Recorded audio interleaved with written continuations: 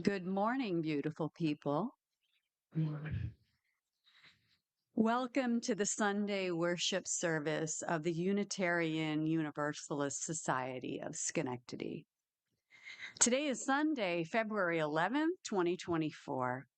I am Beth Offenbacker, she, her pronouns, and I am serving as your worship associate today with one of our co-ministers, the Reverend Wendy Bartel. You can use Reverend Wendy's name instead of pronouns.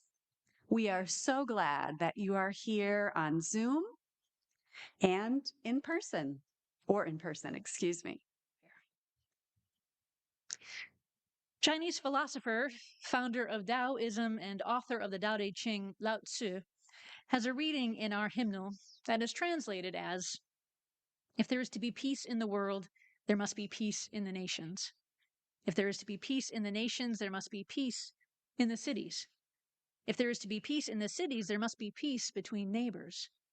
If there is to be peace between neighbors, there must be peace in the home. If there is to be peace in the home, there must be peace in the heart." This Taoist teaching helps remind us of where peace begins, and I think this teaching can be applied to our aspirations of justice and equity as well. For there to be justice and equity in the world, there must be justice and equity in the nations, in the cities, between neighbors, in the home, and in our hearts too. For years, several decades now actually, I have claimed activist as one of my many identities. I stood up to bullies. I've written letters to the editor. I've edited other people's letters before being sent. I've signed petitions. I've created pledges for others to sign. I've organized boycotts. I've participated, and I'm always currently participating in some boycott. I became a vegetarian. I marched in the streets. I've organized vigils. I've attended vigils. I've waved signs for peace. Some of this is familiar to you. When a certain party was headed to San Diego for their convention in 1996, I was part of an organizing team that organized all the groups who wanted to protest them. I've led chants and chanted with others. I've drummed alone and with others, sometimes while being still, sometimes while marching. I've written and delivered spoken word poems, and I've delivered prose messages intended to get folks fired up. I've visited the legislatures now. I've organized trainings, and I've attended lots and lots and lots of trainings. I've blessed marchers before an event, and I've been blessed by others too. I've participated in artivism. I've worn or designed t-shirts to state a case. I've shaved designs in my head for a particular cause or position. I've participated in phone banks and text banks. I've organized marches and co-created a rainbow congress of activist and advocacy groups. I've made signs. I've carried banners. I've stood face to face with counter-protesters, singing at them, then singing to them. I've met with the mayor and emailed the chief of police. I've called my representatives and senators, and I've even called other people's representatives. I've been on security detail. I've been asked to be part of a clergy crew to bear witness and be a peaceful presence here in the streets. I've taught songs, told stories, participated in worship, and I've preached. I share that not to boast, but to name a wide variety of ways that one person, any of us, can engage in activism. Because those are just some strategies often engaged by lots and lots of activists everywhere. They are large and small ways that individuals can make a difference and how groups can work together. Sometimes these tactics work and things change. And sometimes they don't. Sometimes things change for the better. Sometimes they have not, at least yet. I have done many of those things as a civilian, but most of them I have done as a Unitarian Universalist. Because this faith calls us as a congregation, in an association of congregations, to affirm and promote justice, equity, and compassion in human relations. And there are other parts of activism, though, that are less visible, but not less important. You may recall the Indian spiritual leader Mahatma Gandhi. He articulated it as an experiment. He experimented with a complete focus on aspiring towards truth. Even if we can never fully know truth, that's how we're going to focus our efforts, he said. He named this nonviolence resistance satyagraha, or truth force. Books and movies have dramatized pieces of his work. Yet his real legacy was his incredible skill to bring three usually disparate forms of activism together into relationship. The website, Waging Nonviolence, describes his effective strategy of nonviolent resistance this way. First, large-scale mobilizations that employed nonviolent direct action, what Gandhi called satyagraha. Second, efforts to build a lasting organizational structure, as evidenced by the Indian National Congress. And third, that could influence dominant institutions. And third, the creation of alternatives outside of the mainstream, such as Gandhi's ashrams and the constructive program where trainings took place. In those ashrams and trainings, people learned what we might call spiritual teachings and spiritual practices to prepare themselves to resist the white colonizers, even in the face of immense suffering and violence. According to the MK Gandhi website that lifts up an amazing amount of his work, one such teaching was described as, quote, a belief in truth and nonviolence as a creed, and thus faith in the goodness of human nature. Gandhi would also often employ the practice of fasting as a spiritual discipline of nonviolent resistance. Reverend Dr. Martin Luther King Jr. was hugely inspired by and learned directly from Gandhi, and King called it soul force. There were regular trainings for nonviolent resistance in civil rights protests. Before each one, there was a readying phase. People gathered at the church or the meeting place. There was often food to nourish the bodies and prayer to nourish the spirits, to sustain and encourage one another in some really, really hard work to be done. And of course, there was music, spirituals, civil rights songs, and the like, to buoy spirits when white law enforcement or civilians yelled horrible things or acted violently. Rather than an eye for an eye, King knew, as did Gandhi, that if we want peace, we must work for justice through peaceful means.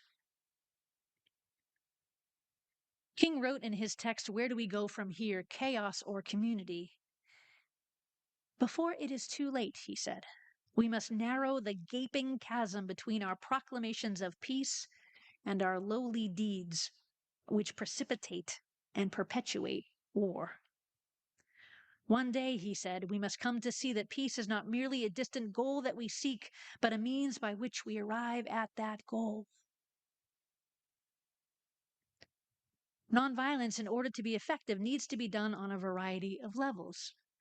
I noted some of the ways I have engaged in active resistance earlier, but only some of them would have fit into nonviolence. I never engaged in actual violence, but there's a difference between an absence of violence and the philosophy of nonviolence.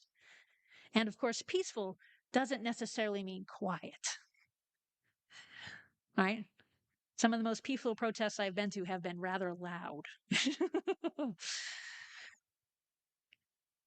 This is part of the spiritual discipline, to focus on the transformation, though, in the action of nonviolence. The strategy is part of the spiritual discipline to focus on the transformation of ourselves and the perpetrators of violence, that we be reminded of the goodness in us all.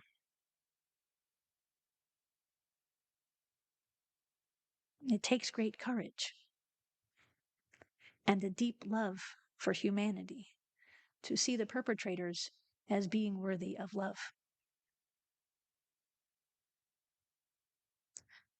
One of the small ways that I've been striving towards nonviolence lately, that is much less noticeable but still important, I think, is to recognize when militaristic and violent speech is common and to actively choose something else.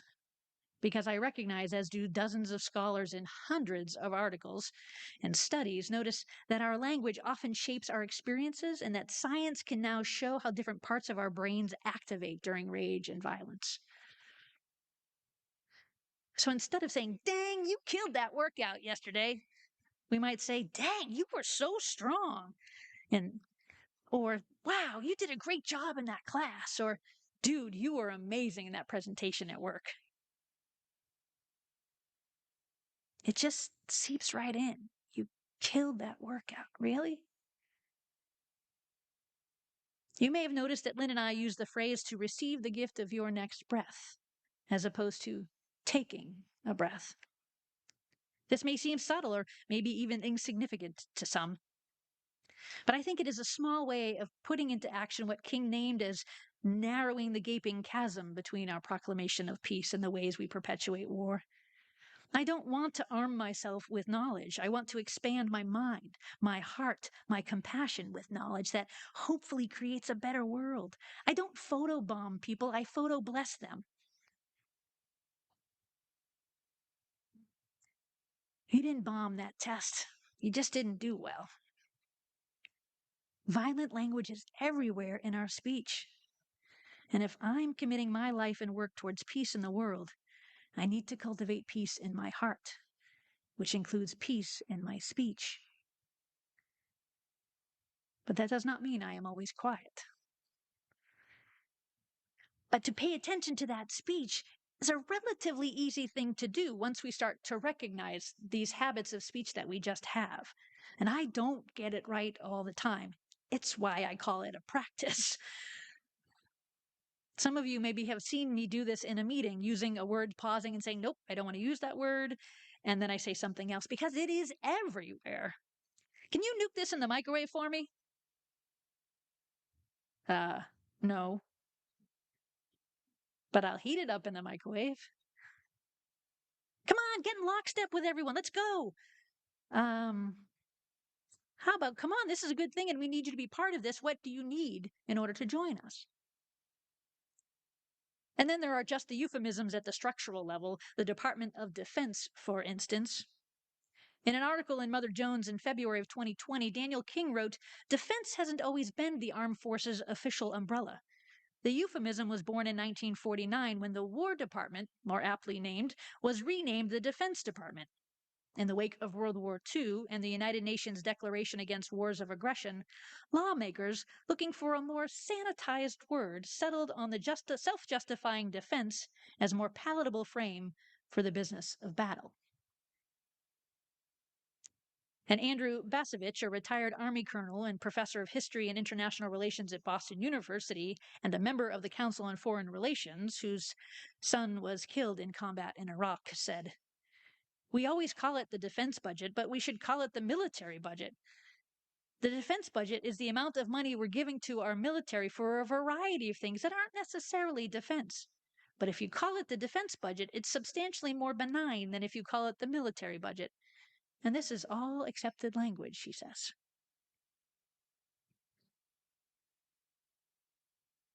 When did we become battleground states instead of the united ones?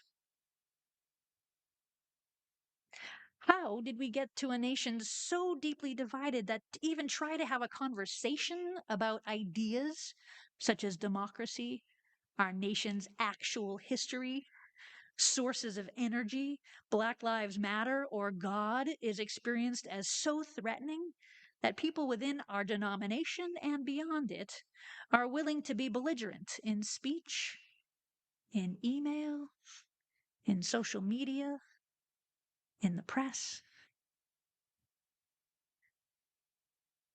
I think it has something to do with vulnerability. The more things go badly in the world, in our democracy, for the earth, the more vulnerable we start to feel. And that can be unpleasant. So sometimes we do things and I have to feel that way. I think it has something to do with discomfort, being confused with a lack of inclusion or a sense of being unsafe.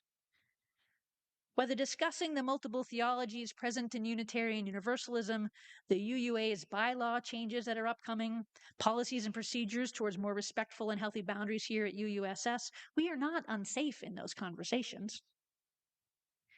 We might, however, experience some discomfort as Unitarian Universalism changes.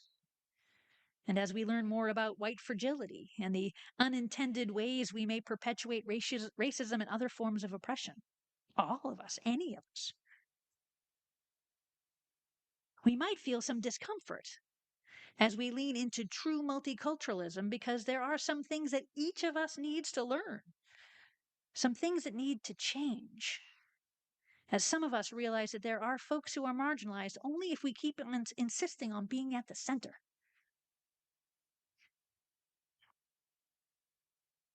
Lynn and I heard a story recently about an elder in a different UU congregation. It was a person speaking quite disrespectfully to someone else as people were gathering in their sanctuary. The elder woman, described as being small in stature, but large of heart, looked at the man and simply said, "We don't treat people like that here. We don't treat people like that here." I think it might have something to do with the fact that change is always coming. What do we need to imagine? To be prepared, are we scared? Me, Faye, was scared. I've been scared a lot in various protest situations. What do we need to do in order to truly know what is broken in our society, but also inside each of us? What do we need to imagine so that we can find and create and heal to find some sense of wholeness from brokenness? What might happen if in our daily lives we committed to being more peaceful, more kind and compassionate to ourselves and maybe others? One of the best and hardest things I've experienced in my life is the vulnerability inside me. Somehow I had this strange idea that I was the only one who experienced that. Everyone else seemed, well, more together than I felt. And the more I was present with my vulnerability, the more I started to see it in others. Like the other kids on the school bus who were picked on for what they wore too, because we were poor. I could see them flinch sometimes when the name calling and unkindness started. I knew that uncomfortable, scary, oh no kind of feeling. The pit of my stomach and the anxiousness once I got on the school bus. Over time, like me, they grew a type of skin that overlaid their real skin, their real self, an armor that tried to protect them, but really didn't. It's kind of like bad fitting wallpaper. You can see the edges curling and glimpse what's underneath if you really look. In the long run, it built my empathy for sure. But it was painful for me to connect with my own humanity and that of other kids who didn't fit in, because it seemed like the taunting and probably what today would be called bullying would never end. And as a result, as I got older, I tried more and more to be perfect as a way of protecting myself from the pain and hurt that came from being called names, from being shunned by kids who saw me as different in one or hundreds of ways. The kid from the other side of the tracks, who's a little nerdy and sensitive and loves to get lost in books, the kid who struggled to fit in. So I ran away to college and And after that, I ran away to a life in Washington, D.C. for more than 30 years. I thought deep inside that if I was in perfect shape, if I had a big job, if I got my doctorate, if I married somebody strong and powerful, the list was endless. If I did X, if I was Z, I was safe. Then they couldn't reach me. They couldn't hurt me.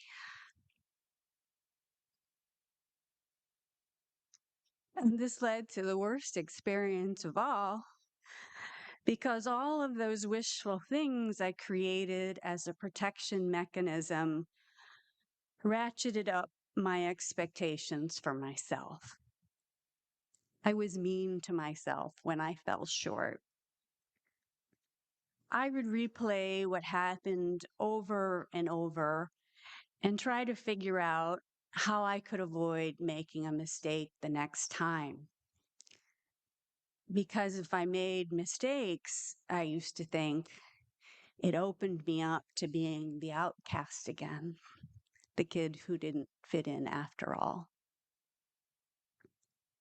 It took hitting bottom in my marriage and my career and a health realignment experience to turn it all around, slowly, over several years of hard work.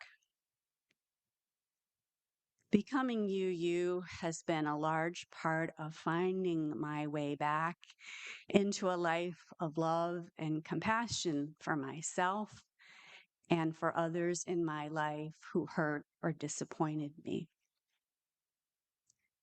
Even those kids on the school bus and at school. In fact, I'm proud to say I went to my 40th high school reunion, the only one I've ever gone to, in September. And for the first time, I felt at peace around those kids who had been unkind to me. It feels really good not to carry that around anymore. This is why it's so important to surround ourselves with people we love and can help us really see ourselves. My sister Pam, observing me after I had spun out for the umpteenth time, reflected that I was pretty hard on myself. Underneath that, she really was asking me, why was it the compassion people told me I easily extended to them? Why couldn't I extend it to myself? As a result, I have been working through the Self-Compassion Workbook by Kristin and Christopher Germer. Some of the questions and exercises are easier for me to do than the others. Thankfully, I have a skilled therapist who helps me when I fall into a rut or get stuck as I work my way through the book. Now, when I make a mistake, I try to pause and think about how I support others with words of love and kindness when something challenging happens in their lives. I am committing to saying those kind things out loud to myself so they are more real for me. I realize that everyone makes mistakes, and the feelings of disappointment I feel when I mess up are completely normal. And I'm finding that when I'm compassionate with myself in challenging times, I am giving myself what I need to heal and learn so I can move on. See, I thought love was conditional, that it could be taken away if I messed up or if I wasn't perfect. I can't tell you how wrong I was. Love, when it's most genuine, definitely is not conditional, whether it's love for ourselves or love for others. I have learned that I am loved and I am worthy just as I am. And this brings more peace in my life.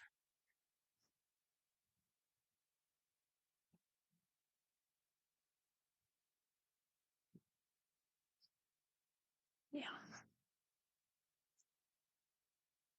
Universalism at its essence is the teaching that God loves us, that we are worthy of love. And yet, so many of us struggle to love ourselves, as Beth has shared, and also UUSS member Robin Salvin shared in a January service. It can be a lot easier to worry about all that stuff that is evil out there, or the laundry, or the dishes, or whatever. And I know a lot of activists who avoid their own stuff, even if some of that stuff is what inspires us to be activists in the first place. But our stuff comes out one way or the other. So it's best to probably get a therapist and some friends and a church, maybe, so that we can help each other through it. Because healing is much more likely when we choose to do our inner work, to ask ourselves about our motivations, especially when we're not really taking care of ourselves, as well as maybe we care for others. Maybe for the ways we focus on stopping the bullies out there, but don't interrupt the inappropriate behavior in our families, workplaces, or houses of worship. For exploring the guilt or shame we might feel for whatever reasons, from whatever sources, so that we can begin to heal and thus be more present to the woundedness in others and in the systemic oppressive systems all around us. Sometimes the hardest work has been in taking a risk, to prepare even if I am scared. Where the highest risk of communicating hard things with family or friends, when something they've said or done has been hurtful or oppressive or even harmful. It's a risk, right? It's a risk to take those conversations on. We're risking the relationship. We might be afraid that love is conditional, and it might be in some cases, but we're striving towards that other, deeper, genuine love, trusting in the love that holds us to risk those hard conversations, to risk changing our patterns and behaviors.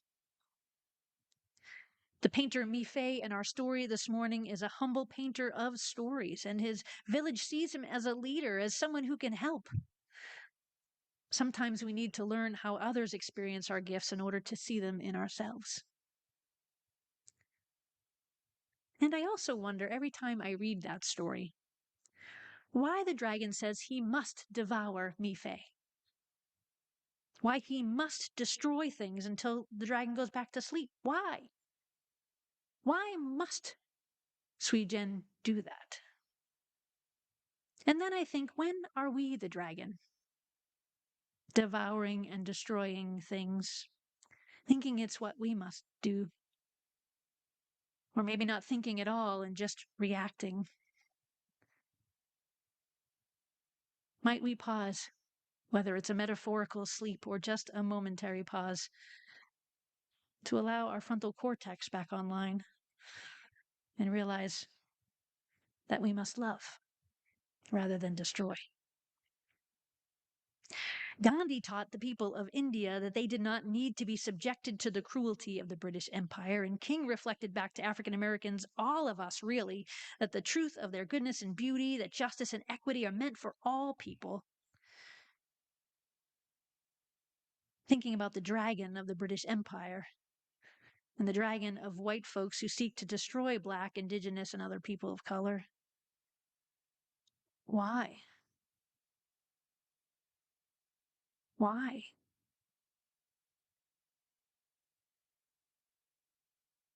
And we, here and now, in the midst of all that seeks to break us apart,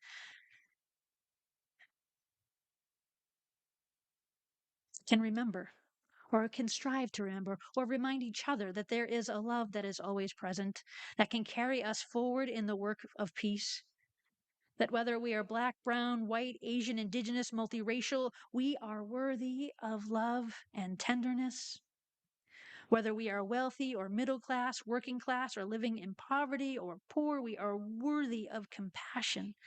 Whether we are cisgender, transgender, genderqueer, gender expansive, non-binary, or agender, we are worthy of love as we make our way into this tender day.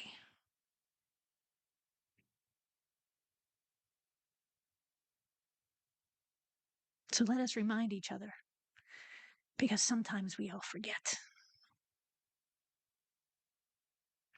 And day, building unto day, we will make peace in our hearts. And as peace grows in our hearts, peace will grow in our homes.